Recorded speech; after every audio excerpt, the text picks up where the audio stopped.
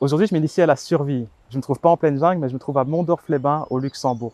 C'est ici que la Delta Survival School forme des citoyens comme vous et moi pour faire face à l'imprévu, que ce soit pour créer un filtre à eau potable, pour faire du feu, pour construire un abri ou même pour créer son propre kit de secours. Pour m'accompagner ici, j'ai rendez-vous avec Zurab, qui est instructeur en technique de survie. Ancien militaire géorgien, Zurab a quitté son pays en 2017 pour rejoindre Paris. Un an plus tard, il s'est installé au Luxembourg, il a créé sa propre école et est devenu instructeur. Il nous emmène au camp de base où les apprentissages sont donnés. Et le premier passe par l'état d'esprit. One of the most important things is your mindset. Mindset to be able to absorb the shock, adapt to the stress, and to continue the function. It's not necessary always to come in the middle of the nowhere and start building the shelters. It's a skills building the shelters. But the mindset, you have to develop on your own. Resilience, you have to develop on your own. Nobody can do it for you. How you can develop? It can be physical training, it can be going outside of your comfort zone. Après la théorie, la pratique. Notre petit groupe va apprendre à construire un abri. Il faut se plonger dans le storytelling, si pour une raison ou pour une autre, nous en venions à nous retrouver dans les bois. Zurab veille à nous donner toutes les clés pour un abri efficace, loin du confort auquel nous sommes habitués. To build a shelter, you have to consider four elements. Frame of the shelter, you need the ribs, you need the branches, and you need the debris. Now, you basically need the three main sticks.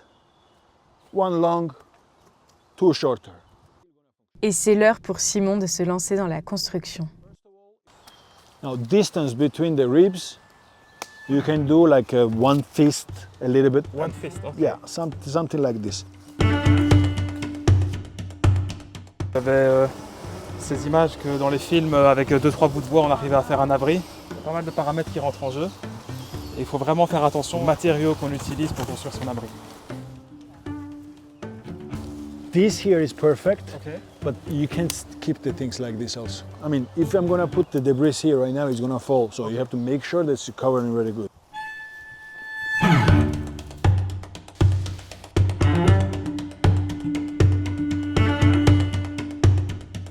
Il faut désormais tester l'abri, avant de passer à un enseignement tout aussi sérieux, faire du feu.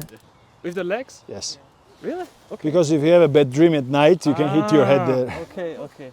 Actually, it's not that bad. Huh? Zurab nous montre tout son attirail et les outils qu'il utilise, dont de nombreux couteaux. Pour lui, il est essentiel de savoir faire du feu dans un environnement mouillé, pour être préparé à tout. I'm opening my legs as possible, and this is my workspace here. So we need to use the top batonic technique to break it in the pieces. So basically, you need to break each of them twice. You can see also the wet until where it is. If I'm gonna take this here, and I'm gonna cut, this is the driest piece. This is what I'm gonna use to start the fire. Le principe de base pour allumer un feu est de se munir de bois tendre et de bois dur. Enfin, la recette ultime est de mélanger bois, chaleur et oxygène. Nous nous sommes prêtés au jeu en coupant du bois et en allumant les fibres de coton. What I'm gonna do is I'm gonna put it down here, like this way, and I'm gonna try to direct as much heat as possible to light it up. You see?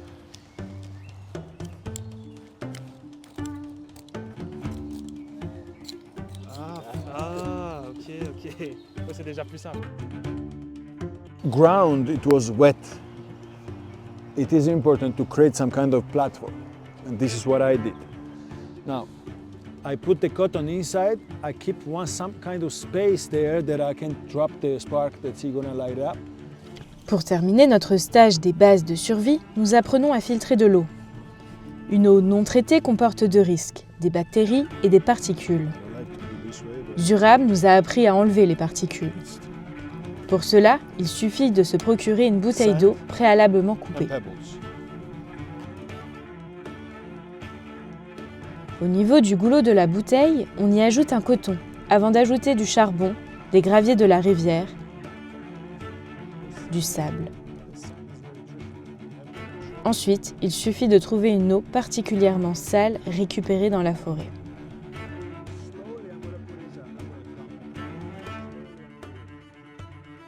Au bout de quelques minutes, grâce à un système de filtration, l'eau devient claire.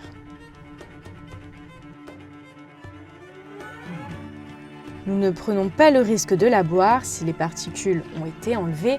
Les bactéries sont elles toujours présentes. Si vous êtes aussi tenté par l'expérience, Zurab propose toute une palette d'offres. Immersion de nuit, descente en rappel ou formation intensive de 2 jours, le choix est varié.